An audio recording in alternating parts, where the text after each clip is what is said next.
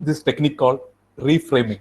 So any situation, we can just reframe it into a slightly better situation. So next time when you are getting stuck in traffic, you just like switch on your music, listen to it. Okay, you just listen to your breathe, relax. Nothing is going to happen in that 60 seconds. Okay, if you want to reach early at work, you leave 5 minutes early from your home. That creates much more lesser level of stress. So observe your thoughts. So it is said that in a day, on the average, a human being thinks about like 55,000 to 60,000 thoughts, and many of these thoughts are repetitive. We keep on thinking the same futile things again and again. Okay, kal kya ho jayega? What will happen to us tomorrow? Ye wo. Many things are repetitive and unnecessary. So among all the animals, we are given the supreme gift of observing our own thoughts. See, even a tiger, lion, or monkey can have thoughts, and they're also capable of thinking. But we have the potential to observe whether our thoughts are okay. And just keep this in mind: feelings are a good indicator of thoughts. If you just sometimes you feel that okay, I'm not feeling good, that means the collective nature of your thoughts, the vector sum of thoughts. Might be some thoughts which are positive, some which are negative, but the collective sum, it's creating some ill feeling in you. That means we have to think more of positive thoughts. So challenge your thoughts and replace your thoughts with positive thoughts. See, mind has a property. It's very difficult to leave it blank. It is like a slide projector where always there is some slide, and you try to resist it more, that thing persists. What you resist persists. So if I say that, don't think about a pink elephant, don't think about a pink elephant, the first thing that you might think is a pink elephant, is it not? Now everybody might be thinking about a pink elephant. There is nothing in the world like a pink elephant. I have never seen one, unless it is a toy or anything. But even we are capable of thinking it, because we try to resist it. When we see that I don't want to think about it, it comes with full force. So what can we do?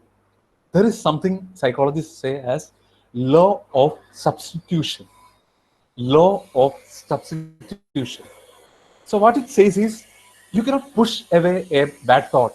You cannot push away a thought which can be negative. You can replace it with some positive thoughts. So have your stock of array of positive thoughts ready. It can be something like you find very peaceful in a place of worship. You feel very happy when you pray there. You keep that slide in your mind. Whenever some unnecessary thing comes, you replace it. Or it can be some thought where you went for a tour along with your family. You enjoyed the drive, which was such a serene place. You enjoyed with all your family, what a dinner and all that. You create that sequence of thought. So when you catch your thoughts and you feel that it is not going in the right direction, try to just replace it. It's a very powerful technique. It's very simple. So it's called law of substitution. Collectively, this process is called reframing. So we should learn to reframe the situations in life. Situations in life, many of the things it remain as such, but we can reframe it. Okay. So this is what is called reframing. When it rains, sometimes we feel depressed. Okay, you think about the rainbow.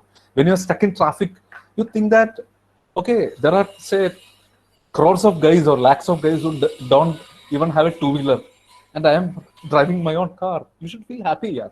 You should feel happy. So that is called reframing. And this is pretty useful book. If you want to read more on stress management, Manage Your Time to Reduce Your Stress by Rita Emmett. It's a small book, less than 100 pages, but very useful, very powerful book.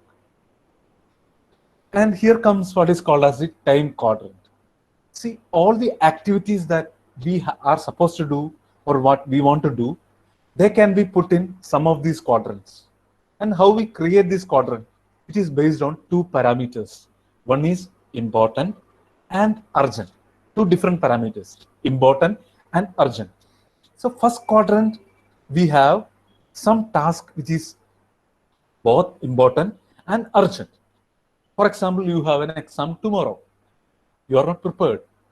It is very important. Now it has become urgent. And quadrant 2, that is the most important quadrant. Here comes our long-term focus and planning. You have an exam, say 4 months from now, or 1 year from now.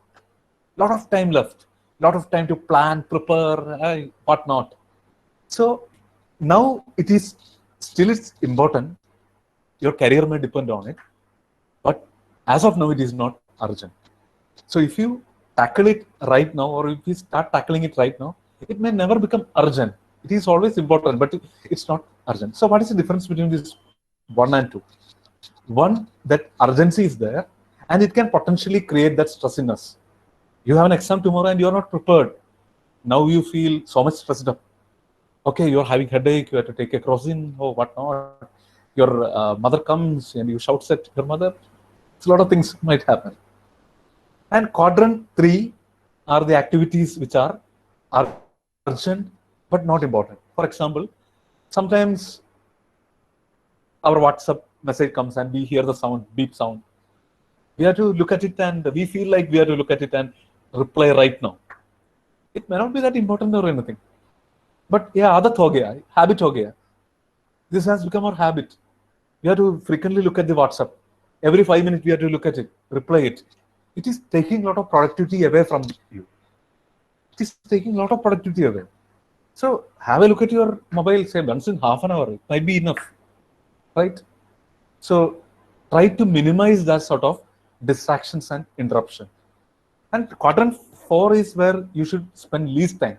There are time-wasting activities, things like PUBG, video games, which may not add much of life, say value to your life. So think about quadrant 2. Plan to spend most of the time in quadrant 2. Can be very powerful. So can you prepare your time quadrant? We may not have that much time left, so I'm leaving to you as a homework. I'll not come and ask for it, but you try to prepare a time quadrant. It takes 3 minutes or 5 minutes. You draw a say quadrant 1, 2, 3, and 4. Type some activities which falls in quadrant 1, 2, 3, and 4. So make plans so that most of the activities will converge to quadrant 2. Time wasters and all, try to avoid it. You create new habits so that the time wasters are not there. Okay. So I'll not do it right now because we may not have time. And Italian economist Vilfredo Pareto, he talked about Pareto principle, which is true for many of the economic activities, which is equally true for life. So what he says is pretty simple. 20% of effort lead to 80% of result. It is true for many other economic stuff also. For example, 80% of the wealth of a country may be with 20% people. 80% of sale may come from 20% of the customers. And 80% of the results in our life might be coming from 20% of the activities which we are doing. So give proper priority to these 20% activities. Don't spend time on the other 80%, which gives only 20% result. So you identify the activities in your life which have to be given more priority. So that is Pareto principle. Even this point you already raised.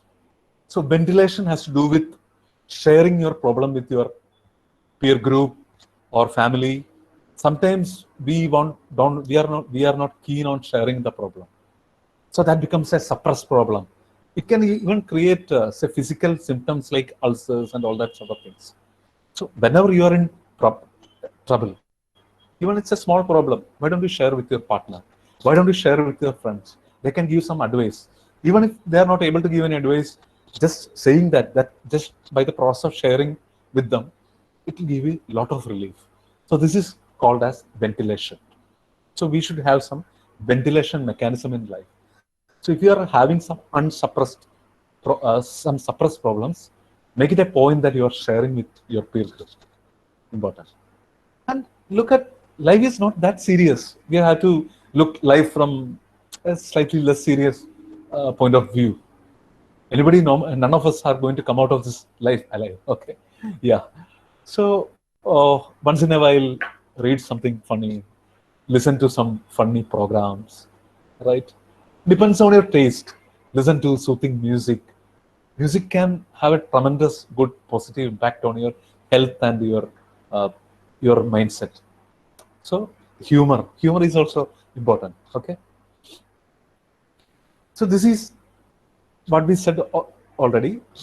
Whatever you want to do in life, remember this cycle: plan, do, check, and act. Make proper plans, preferably written plans. Many studies says that the people who are having written plans, they have a better chance of accomplishing it. They have a better chance of accomplishing it. Once there was a guy called Ted Leonis. So Ted, he was traveling in a flight, and the flight somehow landed in an air pocket. So it was a pretty turbulent situation. Many passengers were worried that they are going to lose their life. So they started praying and all. And somehow the pilot managed to propel the plane back to safety. Once the plane landed, Ted had a say mindset change, because he has now experienced what is common known as NDE, near death experience. It is said that NDEs can potentially change your life, but don't wait for NDEs to change your life. So what Ted did was, he went home, took an old notebook, he wrote down not one things, 101 things I want to accomplish in life. Then he forgot about the book, didn't forget about his dreams.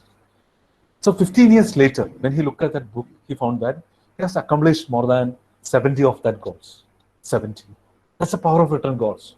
You can search in the Google, Ted Leonis. He later became the chairman of a pretty big corporation known as America Online.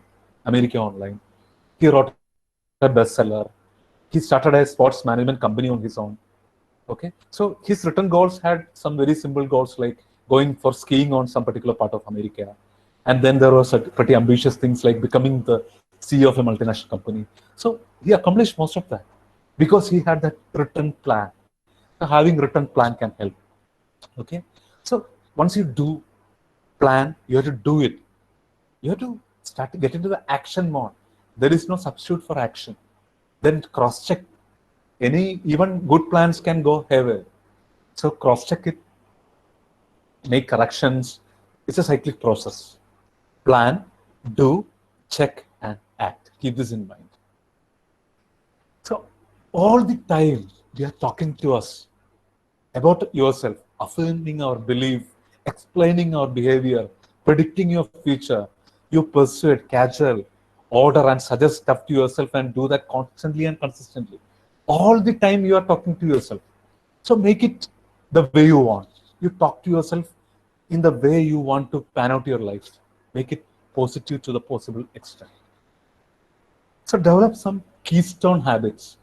Keystone habits are the habits that has the potential to transform your life. So for example, doing exercise every day for 45 minutes can be a keystone habits. Keystone habits often results in other habits which are equally good. Keystone habits makes it easier to start new habits. So make it a habit that you're starting some new keystone habits. Okay. So there is a concept of flow by a like Hungarian Russian guy called Mihaly. Mihaly. So according to Mihaly, see, the anxiety, worry, and all comes when the challenge is so high and the skill level is so low. So how can we counter it? By increasing our skill level. For example, you are now attending this FDP. Now you might be having a better knowledge of the machine learning stuff which you need in your career, in your college, for your research. So you are increasing your skill level. So attend some more courses, whatnot, whatever you want to do. So when the skill level is high and the challenge is also high, you are in a state of flow. You are in a state of bliss. You are happy. You are happy in your work. So there are many things in our life that we see with the eyes, our eyes. But there are some things that we see with our heart. That's a famous dialogue from the movie Land Before Time. So it's true in our life. So there are many things that we should look from with our heart. Okay, anyhow, coming back to this slide, increase skill level and accept jobs which are pretty challenging. then you are what is known as psychologically known as the flow. Okay, so be in the flow, right? So these are some of the coping strategies. This is like a summary. Avoid these things: smoking, drinking. These can create stress later. Overeating, using drugs for suppressing stress, withdrawing, indulging in self-pity, blaming, and develop some healthy habits: exercising, relaxing, good nutritious food, recreational activities, being assertive, take breaks in between, humor. Okay, so these are some of the coping strategies for stress, right? So breathe, sleep, exercise, socialize, do all the enjoyable things you want to do in life. Enjoy your life. Okay. So first of all, we have to keep in mind that having peace is both an inward and outward process. It's an inward and outward process. We have to create situations where we are likely to be peaceful. For example, good music can create peace in you. Good friends can create peace in you. Okay, so create that external environment. But then we are internally also we have to be at peace. Forgive others. Seek to love, not to control others. Moderate your convictions. See, many of the things that we argue on and all may not be correct. Later, we feel that these are things which were not correct. Be tolerant to others' opinion. They are giving their opinion based on their life experience, their belief. You need not agree with them or anything, but there is no point in arguing it all the time. Reflection. Sometimes sit idle. Just keep on thinking, reflect on what you want to do. Right? Okay. So I'd like to conclude. So develop a mindset that you are in control.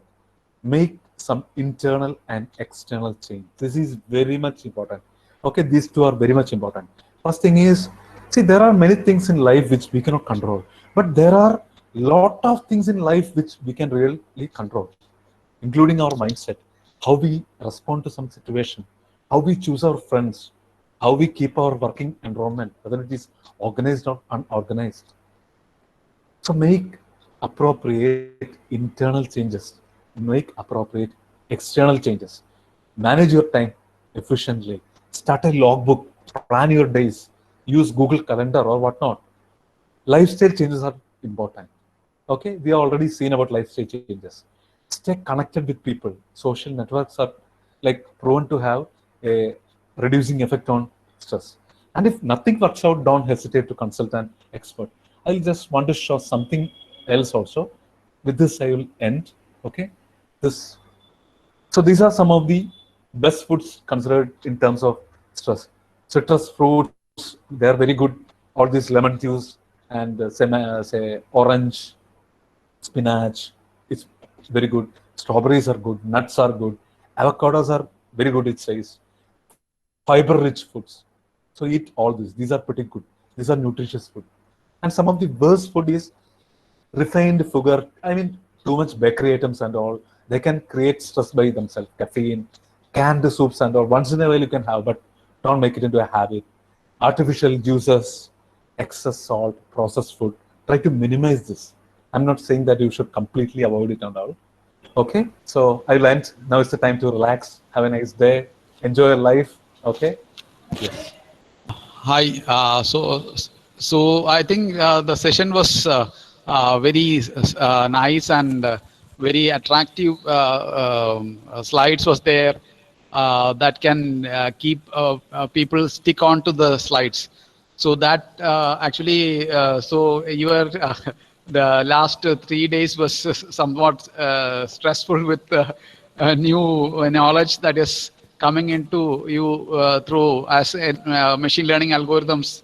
So all of you had, I think, had a relaxation of what Swapnesh was telling.